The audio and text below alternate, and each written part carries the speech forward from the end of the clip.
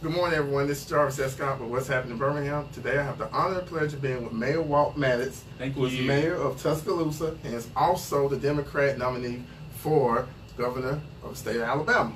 So, Mayor Maddox, thank you for taking time out your day. Hey, I'm glad to be here. This is going to be the most fun thing we do all day. Okay.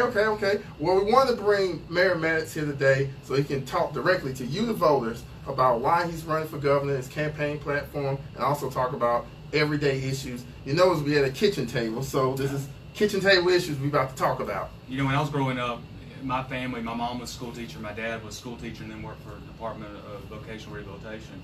Most nights we had dinner at the dinner table in the kitchen, of course. So we that's where we ate, and I learned a lot from my parents. So I miss that part of life that has kind of evaporated over the years. I didn't mean to go down a rabbit trail. No, you're fine. No, this is a good setting for us. Okay. So first question is, why are you running for governor? Well, my children. First, Eli and Taylor. My daughter's 16. She goes to Northridge High School. My son Eli is going to Wednesday will be his first day of kindergarten at Rock Quarry Elementary. And last summer, when Stephanie and I, my wife, were thinking about doing this, we started talking about what's the future of Alabama going to be.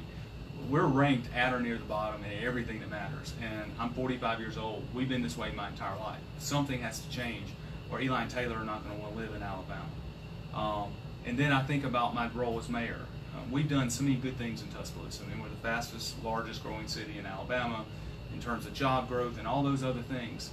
But there's things we can't control: mental health, healthcare, our public schools, our state roads and bridges. The state has abdicated its responsibility, and if we don't change the culture in Montgomery, where corruption is paramount, we as a state will never be able to overcome that. No matter how good your cities are, you can't overcome if the state is still falling behind, and that's where we are today. Okay. So the number one issue, of course, is what are your plans to bring more jobs and more Fortune 500 companies to be headquartered here in Alabama? Well, the first thing, and this may not be the most popular answer, is we've got to get our fundamentals right. In Alabama, for example, public transit is nowhere it needs to be. And when you look at companies who are out there recruiting the next generation of employees, you see that they want more opportunities to public transportation. The second thing that we need to do is improve our overall education in our state, from pre-K all the way up to higher education, and we'll probably get a chance to talk about how we want to do that later. We've got to improve our experience economy overall in Alabama. Those are just some of the elements we have to do to really be able to attract it. Now, here's some advantages I think we got. Over the last few years, we've seen the Mercedes and the Airbus and the Boeings and all that. We need to bring the R&D side south of Huntsville into places like Birmingham, Tuscaloosa, Mobile, Montgomery. We've got some opportunities, so we need to do a combination of all those things. But if we continue with the same lackadaisical, non-strategic approach to knowledge-based and technology-based jobs, we'll never do it. Because right now, Montgomery is not thinking about these things. Okay. They're not asking that question that you just asked right here. Okay. I'll be remiss not to ask, since we are here in Birmingham, this is the first day of school for many school systems. But the common issue last year, and it's been throughout the years, is school safety. What is your plans to make schools more safer here? Well, let me tell you something I'm not going to do. And this issue is very personal to me because both of my children are in public schools, and I'm not going to arm people who are not able to handle a firearm in our schools. The New York Police Department is the most well-trained police department in our country. Under fire, their accuracy rate is 17%. Now, Governor Ivey's plan is to give an administrator a firearm. That is insane. So what's our plan? We're going to harden our schools, both existing and all new schools built. The second thing is every school in this state will have a certified and trained law enforcement officer at their school. And the third thing we're going to do is coordinate local law enforcement with state law enforcement and other state agencies like the Department of Human Resources and mental health. Those three things are going to truly help us embolden and enhance school safety in Alabama. The rhetoric of giving an administrator a gun, that's all it is. It's not going to make Eli or Taylor any safer. In fact, most officers, you know which gun kills most officers? Their own. And so putting more guns into a school environment is going to be fraught with issues, and it's not going to make our children any safer. Okay. Stay back on schools for a second. So what are your plans to improve the K through 12 school system? We have proposed the Alabama Education Lottery. And the Alabama Education Lottery will generate $300 million. And this was a study done by Republican Del Marsh back 2 years ago. $300 million. And we want to invest it in 4 areas. One is universal pre-K, $90 million into universal pre-K. So every child has an opportunity to begin at a pre-K level, which will do wonders over all of our students. The second thing is we want a college scholarship program, $125 million. And it's not just for college, but also career readiness, similar to what Governor Haslam, by the way, a Republican in Tennessee, has done with workforce development. The third thing that we want to do is help our struggling schools, both 3 and 4. Number 1 is providing community innovation grants, and number 2 is providing wraparound services in our schools that are struggling. Most of the time when we have schools that are not meeting the mark, it's more than just academic deficits. It's healthcare deficits, it's mental health deficits, it's other deficits that need to be addressed by the Department of Mental Health, the Department of Human Resources, Department of Public Health. We want to provide those services on site in those schools to help our children progress. And think about this, there's only one transportation system that takes you from your door to a school every day, and that's our school buses. Why not provide the services right there on site where the children are going to be there anyway? Okay. It just makes sense. Okay. Let's move on to the next area, which has been like a buzzword now. You know, people graduate from, you know, high school, but when they get out in the workforce, they don't have the skills that the employers are looking for.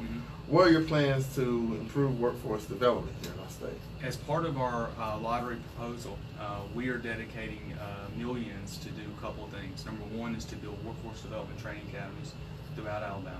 Number 2 is to offer scholarships for apprenticeships beginning your junior year of college, junior year in high school, so that we can begin the opportunity of getting someone ready to go out into HVAC or pipe fitting or whatever it may be.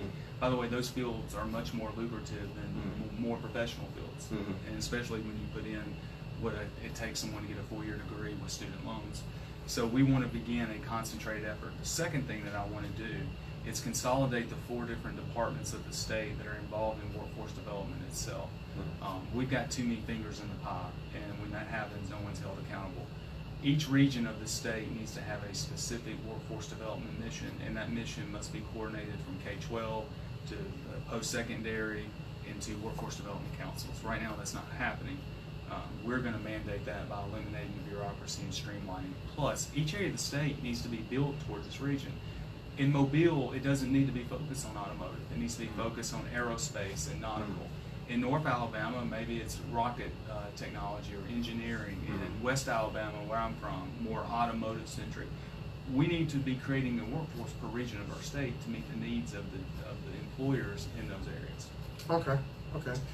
Since your campaign has been running for the past year and a half, almost, you have the opportunity to drive a lot of roads, bridges, and streets. What are your plans for improving our infrastructure here in our state? Think about this. Today in Alabama, 20% of our bridges are functionally obsolete. That means an engineer says you should not drive over them. 1 million people will drive over those bridges today. School buses, the people that we love and care for. We are backing the Alabama or the Alliance for Alabama Infrastructure Plan. Now this will add 12 cents on fuel per gallon. Okay. But with that 12 cents, we are going to take 9 cents and invest in state road projects across Alabama. It's been over 2 decades since we've done any sort of major investment in our infrastructure in Alabama. We want to put back 3 cents and divide it among our local governments across the state because they have needs that need to be fixed. The average Alabamian this year is going to lose nearly $500 because of road maintenance issues in this state. This investment is not only good for economic growth, better roads, it's also likely going to save you money because your car is not going to lose its suspension when it hits a pothole. We have got to improve our infrastructure. I know if you're like me, when you go to other states, you just go, wow. They're investing in their infrastructure. In Alabama, because of failed leadership, hasn't. We're going to reverse that. We've got to get these projects moving. If you're stuck on 280 today or I-65, you know we need better infrastructure. Well, the biggest thing is just going through downtown. Well, we were supposed to start the interview earlier this morning, but Alabama roads kept you from, and highways and traffic kind of stop us from getting there. And that project has been talked about since I was in college at UAB. And it's just now getting to the drawing board. Okay. Birmingham needed that project 20 years ago. And that's the problem with state government, is they move at the speed of the last century. And we have to change that. So you're a mayor of Tuscaloosa. For the last 13 years. What do you feel has been your biggest accomplishments so far? Well, the expansion of pre-K for academically at risk. Okay. I'm very proud of that. Certainly coming out of the April 27th tornado that saw 13% of our city destroyed. You know, when 5,300 homes or businesses are either destroyed or severely damaged, it's not easy to come back. And we had nearly $1 billion of unmet needs. We have come a long way under very difficult circumstances, and I am proud to be part of a team that has led a recovery that, by most people's standards, has been extraordinary. It doesn't mean we're perfect. It doesn't mean there are things that I don't think about we should have done different. But when you look at the mosaic of the rebuilding, we certainly have shown that Tuscaloosa rebuilt in a way that honored all those who lost so much, especially the 52 people who lost their lives. Okay, well, let's talk about that for a moment. Like, the next morning when you woke up, what were you thinking? How did you rebuild the city? You know, just kind of, I know we're talking about, of course, the gubernatorial campaign, but I think people want to hear, like, what steps did you take?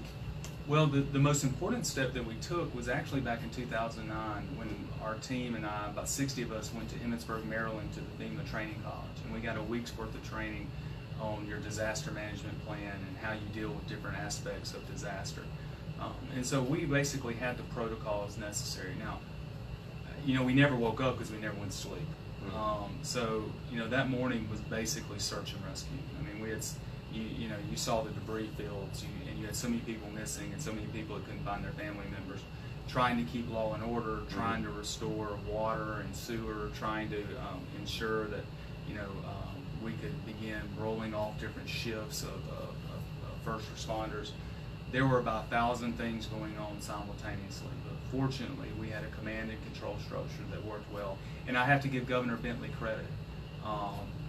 Governor Bentley's from Tuscaloosa, and when the tornado happened, we couldn't communicate. So I texted the governor for help, and he immediately texted me back, and literally the first 500 National Guardsmen came from me texting Governor Bentley. Okay. And so, without the National Guard, I don't know if we make it more than 48 hours. We were that close. But all those things were crowded on me. But let me say this, I think that is a good reason why I believe I'm a qualified candidate for governor. Because when it mattered the most, and this enormous amount of pressure was on you, we were able to come out of it and lead in a way that didn't worry about parties, we worried about people. And we figured a way through that crisis. Alabama's in crisis. And we need a leader who's going to systematically, strategically work us through each and one of these problems, whether it's mental health, corrections, education, healthcare, etc. So let's talk about another thing, like you said, crisis. I feel like over the last couple of years, it's been a trust issue that the citizens have with elected officials. I'm on your website, and you have a very ambitious ethics reform plan. Can you tell the voters a little bit more about that? Well, I mean, Alabama, it's one of the few things we're number one in, but we are the most corrupt state in the union by most objective analysts. That should be embarrassing to all of us. I mean, the last 24 months, our governor, our House Speaker, our House Majority Leader have all been indicted. So many of Governor Ivey's colleagues have gone to jail. And what we got when she was either the highest or second highest rated or ranking official in our state was silence. We don't deserve silence. We deserve action. And our ethics plan is going to strengthen our ethics laws and make our administration the most transparent and accountable in the history of the state. And I think this gets to the bigger issue of debating.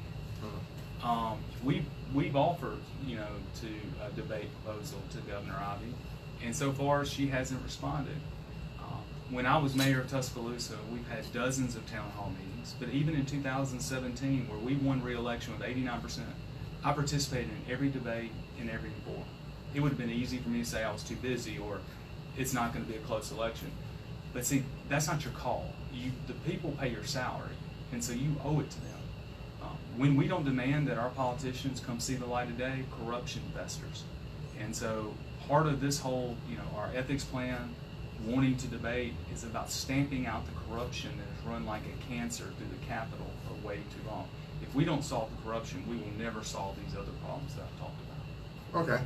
I want to talk a little bit more back on the education lottery proposal. I noticed on your website that you're for a referendum for voters to go to the polls and vote on that.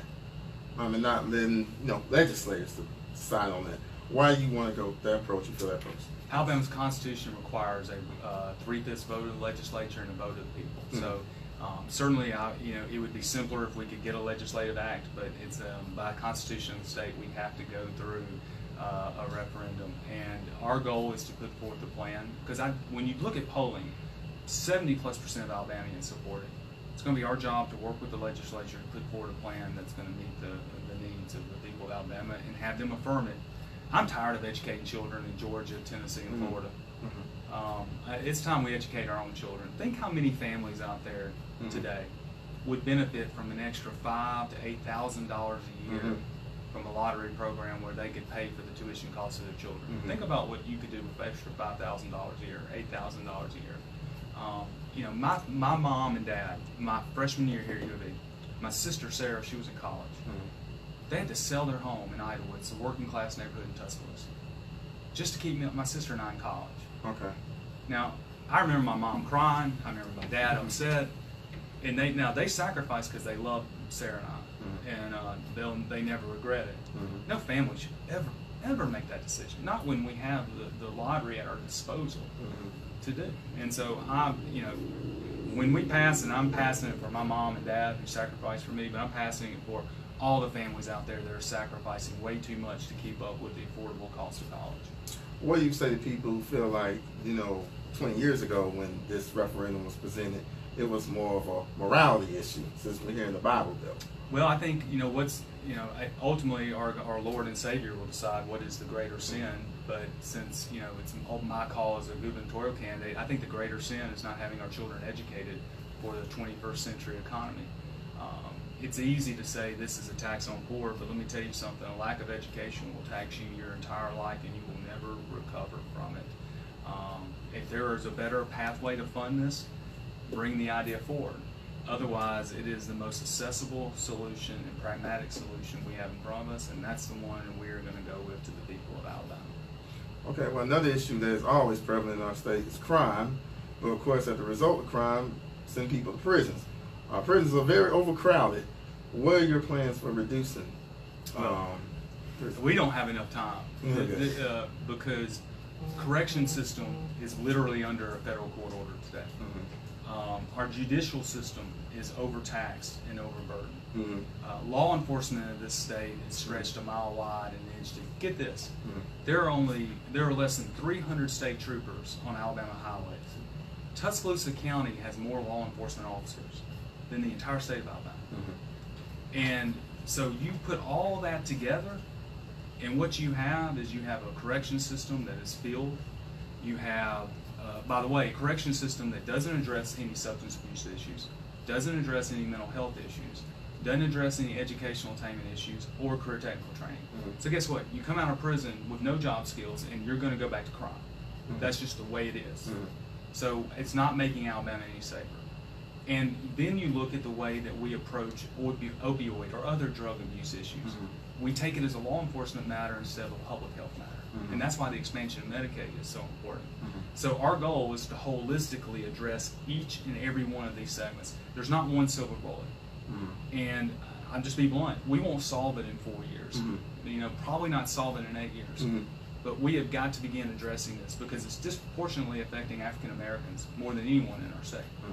And we have to reverse this trend or we will never be the state we should be. Okay. Stay on mental health for a few moments. You mentioned earlier about bringing it to the school system, but overall, how would you want to expand it or change mental health the way it's been actually done in the past? This issue is very personal to me, and mental health doesn't have a lobby, but yet they're probably one of those who have been one of the biggest, been affected negatively by our decision makers since 2010. In 2009, I had to sue Governor Riley just to keep Rice Hospital open. But since that time, we've seen Searcy close and 3 other state mental health institutions.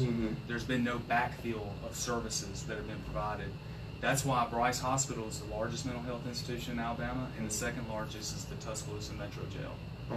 30% of our inmates are on psychotropic drugs, because what happens is people come to Tuscaloosa wanting services. The services do not exist.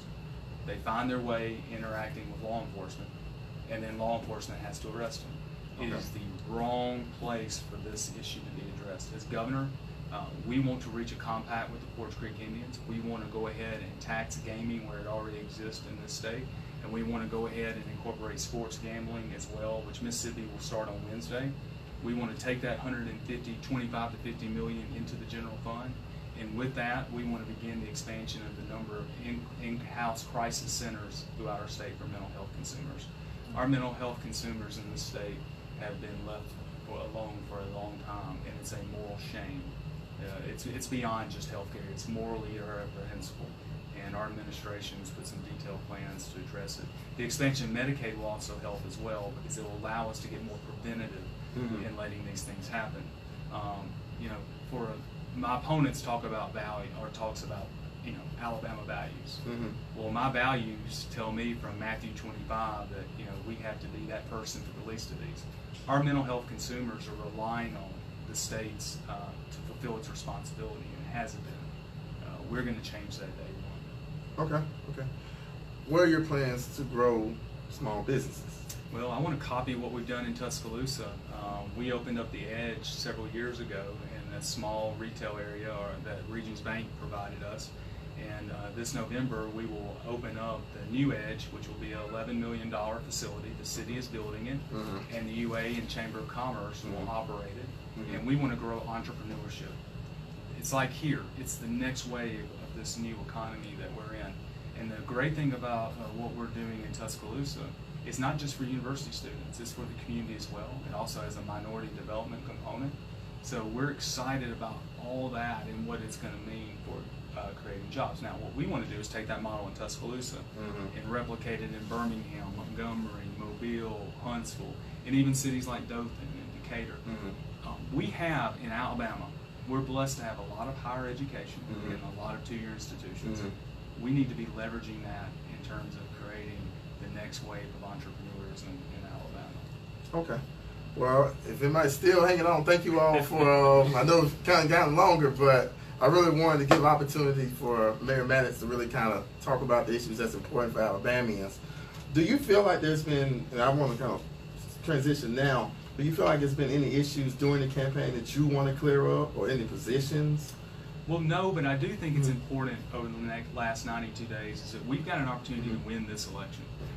Last week, polling showed us within points of Governor Ivey. We actually stayed even with the governor through July's fundraising. Momentum is happening in this election.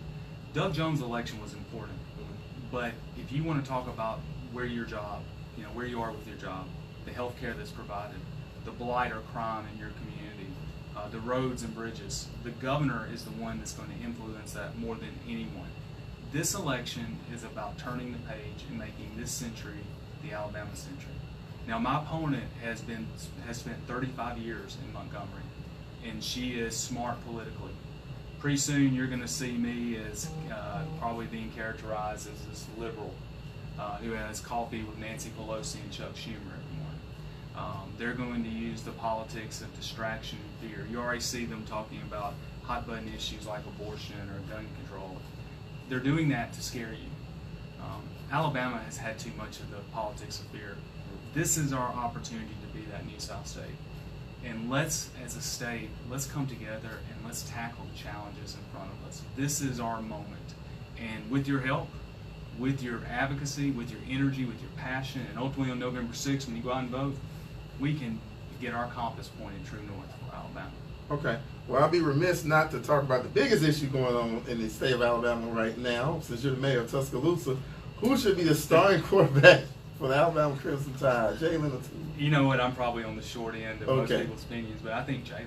Okay. Certainly what Tua did in the second half against Georgia was amazing, and that 42-yard touchdown pass was something none of us will ever forget. But Jalen's been doing it for 2 years, and I think that consistency means something when it's all said and done.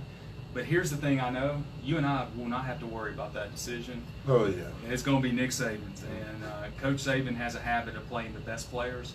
And so I would imagine whoever he believes is best is going to get the starting nod. And I'll tell you what, both of them, I've got an opportunity to see in public. Mm-hmm. They both represent our state Mm-hmm. and our city and the university with great pride. Alabama's lucky to have those two young men. Okay. Any closing thoughts or final thoughts you would like to make to the voters? Well, this is our opportunity. This election is about our opportunity to decide who you want representing you in government. I know that not everyone's going to agree with everything that I say, but I'm always willing to answer questions, to go before the camera. We need to demand that of my opponent in this election, so hopefully you will. And hopefully on November 6th, I can earn your vote for governor of the state of Alabama, and I appreciate this. Thank you so much. Well, thank you, Mayor Maddox. Thank you. It's been fun. Also, everybody, please check out this interview in its entirety on what'shappeningbirmingham.com, and have a great day, everyone. Bye-bye.